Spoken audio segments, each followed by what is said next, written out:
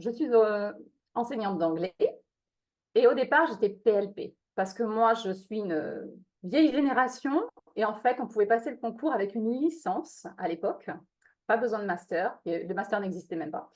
Et je ne me projetais absolument pas dans l'agrégation, donc j'ai passé CAPES et PLP et j'ai obtenu le PLP de suite, donc je me suis engouffrée là-dedans. Et puis, au bout de 15 ans, j'ai découvert par des remplacements qu'il y avait une vie en dehors du lycée professionnel et une vie riche en anglais. Donc, j'ai passé le CAPES interne. Et à l'issue du CAPES interne, eh bien, j'ai trouvé une stimulation intellectuelle et je me suis lancée. Enfin, j'ai pensé et j'ai imaginé l'agrégation à ce moment-là. Et dans mon académie, il fallait attendre de nombreuses années pour avoir un congé de formation. Alors, j'ai postulé et puis il y a eu la Covid entre-temps. Et à la sortie de la Covid, eh ben, j'ai eu mon congé de formation. Et là, il a fallu se lancer pour de vrai. Donc, c'était il y a 3 ans, puisque j'ai mis 3 ans pour l'avoir. Et en fait, moi, ce que je voulais dire, c'est qu'on se trouve tous des excuses pour... on se lance dans la grègue, on se dit, allez, on le fait cette année, mais on se trouve quand même des excuses pour dire, je ne vais pas l'avoir, parce que bah, moi, je suis PLP, donc je ne vais pas l'avoir. Je suis prof en collège, donc je ne vais pas l'avoir. Je ne suis pas française, ou le français n'est pas ma langue maternelle, donc je ne vais pas l'avoir. Ouais. Et en fait, il faudrait plutôt écouter une petite voix interne qui nous dit, si tu t'es inscrite, si tu te lances, c'est que tu y crois quand même à un moment donné, c'est que tu crois en toi. Et il vaudrait mieux écouter celle-ci que toutes les excuses qu'on se donne. Et il y a un an, je crois que c'est à peu près un an jour pour jour où je t'ai rencontré, où on a fait le premier coaching comme ça, la demi-heure. Et en fait, ça s'est conclu par tu as des pensées limitantes. Et c'est vrai, c'était mes pensées limitantes qui m'empêchaient de réussir au final. Ça a permis de déplier des choses. Moi, je pensais que j'avais vraiment des peurs, mais là, je me suis dit, bon, ok, c'est pensées limitantes, tout ce qu'on m'a dit, toutes les valises que j'ai de mauvaises phrases, bon, ben, il faut que je les pose sur le bord de la route. Et puis, si je suis là, c'est que si je vais y arriver, quoi. Ouais. Voilà. Voilà mon histoire avec la grecque. Bon, mais c'est une belle histoire, enfin, qui finit bien en tout cas. Mais 3 ans, comment tu as fait pour tenir 3 ans? En fait, c'est plutôt ça ma question. Alors, 3 ans, ben, c'est parce que déjà, on en a très, très envie. Donc, on n'abandonne pas. On n'abandonne pas. La première année, ben, je me suis dit, j'avais le congé de formation, donc j'y suis allée, mais je me suis dit, je vais débroussailler essentiellement, parce que là, je suis au pied de l'Himalaya. Et là, il faut en fait que, avant de penser à grimper, il va falloir d'abord que j'aille chercher mes outils, quoi, mon piolet, mes cordes, mes bonnes chaussures, tout le matériel. Et là, je me suis inscrite en formation, donc une petite formation, une toute petite formation académique, mais vraiment pas grand-chose dans mon académie. Et puis, je me suis inscrite au CNED. Donc, ça m'a permis de commencer à débroussailler, on va dire. Mhm. Là, ben, je n'ai pas été admissible cette année-là. En tout cas, sur l'interne. Je n'ai pas été admissible sur l'interne. J'ai loupé de 0,75. Mais j'ai eu la chance d'être admissible à l'externe, où je suis allée vraiment en touriste à l'externe, parce que ce n'est pas l'objectif du début. Et ça m'a donné un petit peu de confiance. Voilà, en me disant finalement, je ne suis pas là par hasard.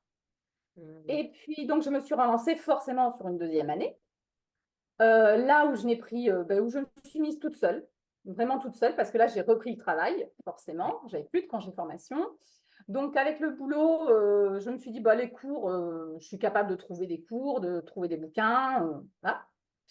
Et là, j'ai loupé l'admissibilité de 0,54 de l'interne et je ne suis pas allée à l'externe. Enfin, j'ai échoué à l'externe aussi.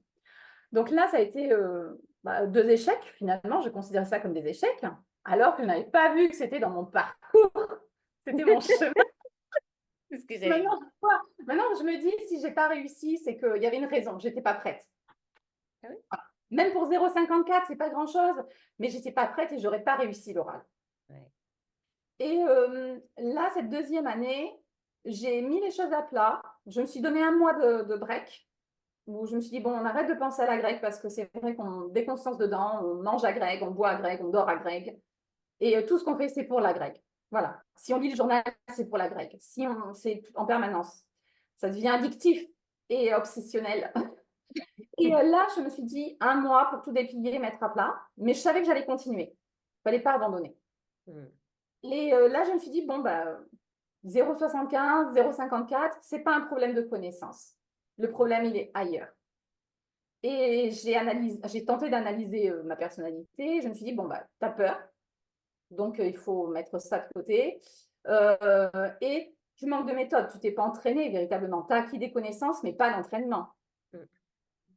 Et en fait, là, je me suis inscrite à Nanterre, qui est une agrégation externe. Je me suis inscrite à la formation de Nanterre. Et par le biais de connaissances, j'ai entendu parler de toi. Mhm. Donc, c'est pour ça que j'avais pris rendez-vous. Et là, je me suis dit, bah, je vais travailler le domaine de confiance et de la méthode. Et au cours de cette année, ça a été changement total. Ça a été travailler la méthode vraiment à fond.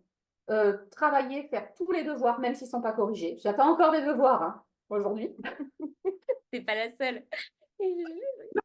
Voilà, mais faire des devoirs, écrire, pour se forcer, parce que je me souviens, tu m'avais dit la mémoire du corps. Et en fait, quand on se retrouve en épreuve, on est dans la mémoire du corps. C'est pas nous, c'est notre corps qui avance. Ouais.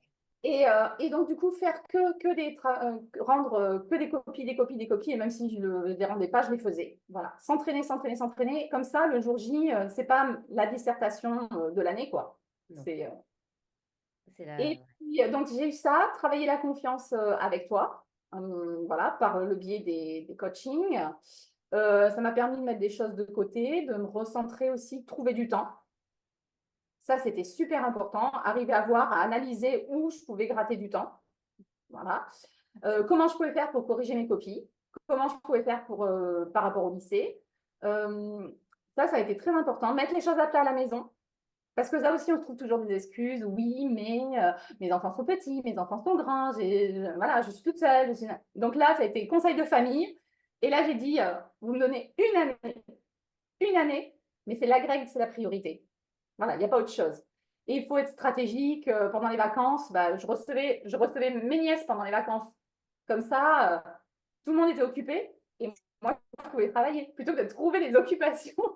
Donc, voilà, il faut être stratégique, savoir tout chronométrer. Ma vie a été très, très militaire pendant toute l'année, où toutes les semaines, je sortais des plannings et je mettais, voilà, ben ça me prendra 2 heures. Faire une traduction, ça sera pas plus d'1 heure et demie. Considérer, il faut que je consacre 1 heure à la correction. Voilà, tout était minuté. Donc, j'ai travaillé en faisant. Et autre chose importante, c'est ne pas s'isoler. Ne pas s'isoler. Donc, moi, je ne suis pas sur les réseaux sociaux. Je n'étais pas dans les forums de la formation. Bon, tu Oui, sais un c'est peu vrai, qui. je me rappelle que tu voulais pas installer WhatsApp, mais bon, quand même, non, c'était pas ça. Voilà. Donc, j'ai même installé Zoom hein, sur mon ordinateur. Et donc, ne pas s'isoler. Et en fait, à un moment donné, j'ai eu un déclic dans l'année, en fait. Parce que je crois que j'ai mis en application tout ce que tu nous avais donné. Enfin, franchement, moi, je l'ai mis à fond. Hein. Côté famille, côté boulot, côté organisation, j'ai tout appliqué. Les repas, par exemple, les repas, les courses, enfin, tout ça, ça a été mis en œuvre et j'espère pouvoir le conserver plus tard. Et en fait, je me suis rendu compte, septembre, octobre, novembre, que je continuais à travailler comme avant. Même si j'essayais de faire, je travaillais comme avant. Jusqu'au jour où je me suis reçue une sale note, voire même une non-note, puisque je n'ai pas été notée tellement c'était mauvais, en novembre. Et où l'enseignante m'avait répondu en me disant je me demande si vous avez lu le livre ou suivez les cours. Donc là, c'est violent. Et je me souviens, tu m'avais dit non, mais il faut que tu lui écrives à ta prof pour que tu lui demandes ce qui ne va pas. Et je lui ai envoyé un mail, je me suis dit, elle est complètement à la masse, cette prof, elle ne me répondra jamais au milieu de tous ses étudiants. Et donc, je lui ai dit, j'ai dit exactement ce que tu m'avais conseillé. Vous me pointez 3 choses dans mon devoir qui ne vont pas tout le devoir, mais 3 choses qui ne vont pas, et comment je fais pour les corriger. Et la prof m'a donné son 06, on est resté 3 heures, enfin non, 2 heures au téléphone, tout ça, où elle m'a expliqué, et ça m'a complètement débloqué. Ça m'a débloqué. Et à partir de là, Dommage que cette conversation n'ait pas été enregistrée. et là, je lui ai dit, et là, je t'ai dit après ça, c'était en novembre, début décembre, et je t'ai dit, je suis prête à travailler avec quelqu'un, à avoir un binôme. Et début décembre, tu m'as présenté quelqu'un. Enfin, tu m'as dit, voilà, tu pourrais travailler avec cette fille. Et c'est là où, en fait, ça a été un vrai échange, où, en fait, travailler avec quelqu'un, Je pense qu'il ne faut pas avoir 10 personnes. Non. Une, deux, pas plus. Mais il ne faut pas voir l'autre comme...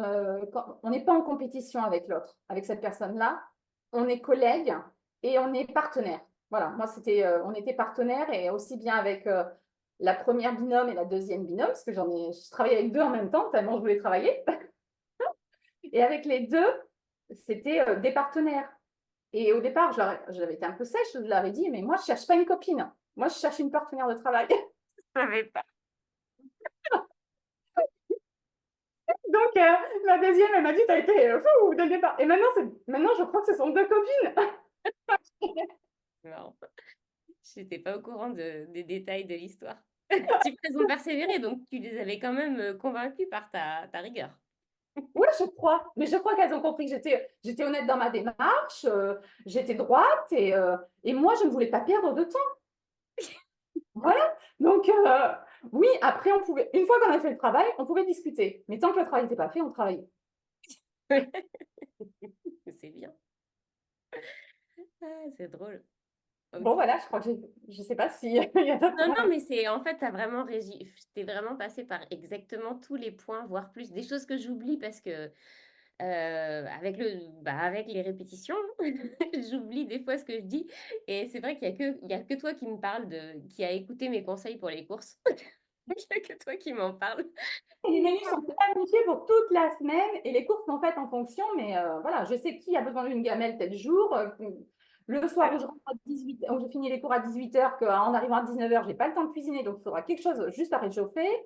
Ouais. Tout est programmé. Toute ma vie, mon année a été programmée. Ouais. Et Et chose importante, généralement, les gens, ils me disent, oui, mais moi, j'ai pas envie parce que ça enlève, attends, qu'est-ce que c'est? La spontanéité ou ouais, mais l'impulsion. ça, plus tard. On fera plus tard. La priorité, c'est la Greg. Donc moi, non, ma priorité, ça a vraiment été la Greg cette année. J'étais pas dans les mêmes dispositions que les 2 années précédentes. Les deux Ouais, années précédentes, c'était la Greg en plus. En plus de ouais, mon rôle de maman, en plus de mon rôle d'épouse, du ménage et tout ça, en plus du lycée. En fait, c'était un champ supplémentaire. Cette mm, année, c'était pas un champ supplémentaire, c'était la Greg. Et le reste s'adapte à la Greg. mm. Il n'y a pas eu de vacances, il n'y a pas eu de... Mais, et je me souviens, ma fille, elle m'a dit, bon, je le fais, mais c'est bien parce que c'est 1 an, elle m'a dit, hein. Et encore, c'est pas un an parce que finalement, ça finit en avril. Donc, c'est de C'est sept. une grossesse. Ouais. Et donc, justement, est-ce que ta famille t'en en voulu ou Alors, pas? j'ai juste une chose à dire Ouais, aussi, c'est la régularité. J'ai ouais, su ce conseil-là. Et tu disais au début, oui, combien de temps, et moi-même, j'ai posé la question, combien de temps il faut travailler par jour? Et en fait, j'ai commencé les coachings toute seule avant enfin, les modules toute seule mi-août et toute seule. Et après, on a fait des coachings de groupe. ouais. Et en fait, moi, à partir du 13 août, j'ai travaillé tous les jours. Et je suis capable de dire, il y a 5 jours depuis le 13 août où je n'ai pas travaillé. Mais j'ai travaillé tous les jours. Et même si c'était une demi-heure, même si c'était une compréhension, restitution, c'était tout, c'était ça. Mais tous les jours, j'ai travaillé et je savais que je ne travaillerais pas avant 7 heures du matin et je ne travaillerais pas après 6 heures du soir. Mm. Voilà. Par Non, contre, il n'y avait pas de dimanche. Le dimanche, je travaillais quand même. Mais je savais que le soir, je n'étais pas capable de travailler après le boulot. Je savais que le matin, je n'étais pas capable de mettre le réveil beaucoup plus tôt. mm, Donc, c'est ça. Et en fait, c'est comment optimiser ses trous, comment être positif dans son emploi du temps aussi. mm. Et toi, j'ai un emploi du temps où je me dis, mais il était pourri cet emploi du temps. D'accord, de 17 à 18 avec 2 heures de trou avant. Et bien finalement, génial, j'ai 2 heures de trou avant. C'est ça. Je travaillais. Donc, c'était vraiment, les heures de trou ont été maximisées. Je mettais mes heures de repas, mes heures de trajet, mes heures de... Voilà. Ouais. Alors, En pour revenir à la famille, Mhm. je me suis rendu compte qu'en fait, tu emmènes tout le monde avec toi dans ce... Tu n'es pas toute seule dans la grecque. Tu emmènes tout le monde avec toi dans ton sillage. Ça peut être des collègues qui te supportent, tu sais, directement ou indirectement. Ça peut être forcément tes parents. Enfin, voilà, pour ma mère, oh, j'espère que tu vas la voir tout le temps. Tu vois, il y a vraiment une émotion. Et Et après, bah, oui, j'ai dit à la maison, ça a été clair, c'est la Greg. Je ne ferai pas toutes les semaines du ménage, je ne ferai plus les courses, c'est, voilà, chacun. Et en fait, ça donne une place à tout le monde. Et il y a aussi le fait qu'il faut oser dire aux autres, j'ai besoin. Parce que finalement, sur les 2 premières années, j'ai attendu qu'on fasse pour me dégager du temps. Ouais. Et là, j'ai dit, c'était peut-être abrupt, mais j'ai dit, non, là, j'ai besoin de ce temps. Donc, c'est à vous de faire. Et c'est difficile de lâcher quand tu as toujours tenu une maison, quand tu as toujours tenu parce qu'il y a eu les aléas de la vie, parce que... Et en fait, ben, à un moment donné, il faut... Voilà, c'était la priorité. Donc, ben, tu lâches à côté et tu délègues. Et même si c'est mal fait, même si le linge il est mal étendu, ben, tu prends sur toi. Ouais, c'est vrai, je vois tout à fait ce que tu veux dire. Je comprends le j'ai besoin, mais après, j'aime pas trop quand le linge, il est pas fait comme j'aime. Mais tu as raison, On en fait fait, la Greg. c'est ça, c'est oser, déjà oser demander de l'aide, parce Ouais. que ton entourage proche, ça peut être aussi des vrais soutiens. Enfin, et au fond, est-ce qu'ils en ont vraiment souffert? Ouais, forcément, ils aiment mieux quand tu fais les choses pour eux, mais je pense que c'est aussi très gratifiant de faire partie de ton succès. Tu vois, de se Mm. dire, bah, j'ai Ah oui. participé à cette aventure. Je sais pas si tu en as rediscuté avec ta fille. Non, on n'a pas forcément rediscuté, mais je sais qu'elle est fière du parcours et que ça lui montre aussi une réussite. Ouais. Non, non, je pense que tout le monde est content de ça. Voilà, même si mon mari arrêtait pas de me dire non, mais même si t'es pas agrégé, je serais fière de toi. Non, mais ça, c'est super. Mais c'est vrai que d'avoir participé. En fait, je pense que nous, on a peur de demander de l'aide parce que là, on se dit, ah, ben, en fait, mon rôle, c'est d'être la personne aidante. Et donc, demander de l'aide, c'est difficile. Et alors que la personne qui aide, elle en ressort. En fait, il y a une émotion quand on rend service à quelqu'un ou quand on aide quelqu'un. C'est nous qui ressentons l'émotion positive de la générosité. Donc, je pense qu'en fait, c'est aussi parfois rendre service à des gens, de leur demander: «Est-ce que tu peux m'aider?» Au lieu de se Oui, dire je que pense c'est que l'idéalisme. forcément au détriment des autres, tu vois? Je pense qu'il y a 2 façons de le voir et ça, c'est assez important parce qu'il y a beaucoup de gens, j'allais dire de femmes, parce que bon, qui prennent qui endossent beaucoup de casquettes et qui ont du mal à déléguer parce que c'est pas évident. OK, est-ce que tu aurais un petit mot alors je suis complètement d'accord avec toi pour la régularité. Je me demande quels sont les 5 jours où tu n'as pas travaillé ou est-ce que Ah, je les connais. ah, c'est quand alors? Ça a été les 2 jours lors du voyage en Angleterre avec les élèves. Ah oui, c'est J'ai vrai. pas réussi à travailler sur 2 jours de ces 5 jours de voyage. Euh, et puis 3 jours après les écrits, puisque les écrits tombaient mercredi, jeudi, et je n'ai pas travaillé la grègue le vendredi, samedi, dimanche.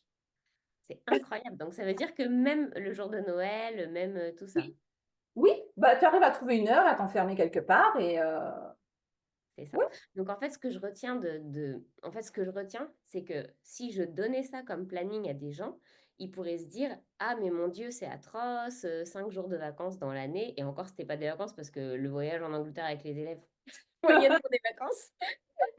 Mais moi, ce que je retiens, c'est plutôt, chacun a sa façon de fonctionner et il faut bien se connaître parce que il faut voir qu'effectivement, moi, je suis plutôt comme toi, comme profil, c'est-à-dire je travaille tous les jours, mais je ne travaille jamais après dîner parce que je peux pas. Alors qu'il y a beaucoup plus de profils qui vont être plutôt soit ils travaillent le matin avant d'aller travailler, soit ils travaillent, le soir quand les enfants sont couchés. Donc ça dépend vraiment des profils. Enfin, tu vois, Justine, oui, elle se prenait un jour par semaine off tous les dimanches. Donc ça dépend vraiment de la personnalité. Moi, je préfère aussi ne pas m'arrêter, c'est-à-dire faire un petit peu tous les jours, même si c'est que un petit peu, mais avoir des limites, que ce soit borné en haut et en bas pour être sûr d'avoir des heures de sommeil. Mais ça dépend des profils. Donc il faut en fait apprendre à se connaître pour savoir ce qui fonctionne le mieux pour soi. c'est ça. Parce qu'il n'y a pas une seule. Voilà, ce que je voudrais dire, c'est que mon modèle, la façon dont j'ai réussi cette année, hein, qui ne veut pas dire que je réussirai l'année prochaine si je devais le repasser. Ça, il faut bien en être conscient aussi. La façon, tout ce que j'ai mis en œuvre cette année, il n'y a pas qu'une seule façon et c'est pas ma façon qui est la bonne. C'est il Ouais. faut, comme tu dis, se connaître, savoir ce dont on est capable, ce qu'on est capable de lâcher, ce qu'on est capable de donner pour réussir. Voilà. Et il n'y a pas une seule façon, parce que s'il y a quelqu'un qui vous dit c'est comme ça, comme ça, comme ça que tu réussiras, c'est pas vrai. Enfin, je n'y crois pas. Ouais, moi non plus. On peut écouter, après on adapte en fonction de soi. Il ne faut pas passer non plus son temps à écouter trop de personnes, parce que sinon Mhm. on se perd. Voilà, moi ce qui m'a aussi aidé, c'est vraiment le fait que je ne sois pas sur les réseaux. Ouais, c'est vrai. J'étais dans ma bulle, en final. J'étais dans ma bulle à Greg. Et le fait de ne pas savoir ce qui se passe sur tel réseau, sur tel site, bon, bah, je suis ma route. Et aussi, ne pas, euh, ne pas être trop dur avec soi-même, voilà, parce que c'est un petit pas par petit pas, voilà. Et on évite, voilà, sur la dernière année, je n'ai pas regardé le sommet de l'Himalaya, j'ai avancé. Parce que les premières années, en fait, je regardais en me disant, ah là là, c'est encore loin, c'est encore loin. Mm. Et cette année, il ne m'intéressait plus le sommet. C'était le fait d'avancer, vraiment. Et c'est petit pas par petit pas qu'il faut y aller, prendre confiance en soi, pas trop écouter et vraiment croire en soi. Ouais. Pas facile. C'est le plus difficile de croire en soi. Oui, mais comme je disais au début, si on s'est lancé, c'est qu'il y a une partie de nous Ouais, qui croit. Sinon, on ne le fait pas. ouais, Sinon, on ne se lance pas. c'est vrai. Ouais, c'est vrai ça. C'est vrai. Tu m'as convaincue. Les rôles sont inversés. Eh ben, merci beaucoup en tout cas de m'avoir accordé de ton temps, maintenant que tu en as et que tu vas en avoir encore plus l'année prochaine. Ouais. Et puis, bah oui, c'est très chouette, je pense, pour les gens qui hésitent à se lancer, d'avoir des témoignages voilà, de gens qui ont réussi, qui sont passés par là et qui peuvent dire oui, c'est pas facile, mais c'est pas non plus la fin du monde. Mais c'est surmontable, c'est faisable. C'est C'est faisable. faisable. Ouais. Voilà. Il n'y a pas besoin d'être extrême, enfin, d'être brillant, d'être bardé de diplômes pour ceux qui disent oui, mais moi, non. Ouais. On se lance et on y va, on avance pas à pas. Et puis, voilà, après aussi, il y avait aussi quelque chose que tu nous avais dit, c'est qu'il ne faut pas être trop pressé. Mm. Et on a tendance à vouloir, oui, on aimerait que ça arrive vite, cette histoire. Moi, j'ai mis 3 ans. C'est Mm. vrai que c'est long, 3 ans. Maintenant, quand je regarde, je me dis, bah, 3 ans, ça représente quoi sur toute une carrière, sur toute une vie? C'est pas grand-chose, finalement. Mais quand on est dedans, ça paraît long. Mais tu nous avais dit, il ne faut pas être trop pressé. Si vous êtes pressé, bien sûr qu'on a envie de réussir. Mais je me dis que mes 2 premières années, c'était un chemin. Ça faisait partie du chemin pour me construire et pour arriver au bout. Mm. Voilà. Donc, il n'y a pas d'échec. L'échec, c'est l'abandon, mais pas. Exactement. Bon, bah tu vas me remplacer maintenant. Ok, bah merci beaucoup Cécile et puis tu me donnes Merci à toi. de Et tes puis, nouvelles. bonne chance aux futurs candidats, hein. Merci, ciao.